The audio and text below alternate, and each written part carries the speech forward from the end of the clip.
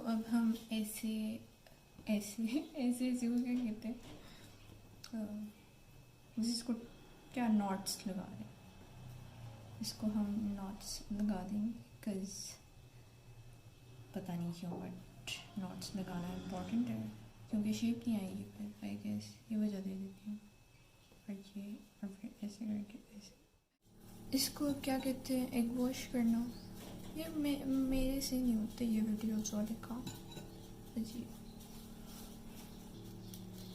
ये फिनिशिंग कहेंगे इसको या पता नहीं, बस इसके ऊपर सेसमी सीड्स से इसको थोड़ा सा डेकोर कर देंगे। डेकोर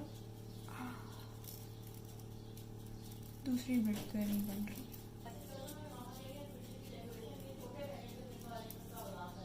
अच्छा कह देती हूँ, कर देती हूँ, पता नहीं वो देखे।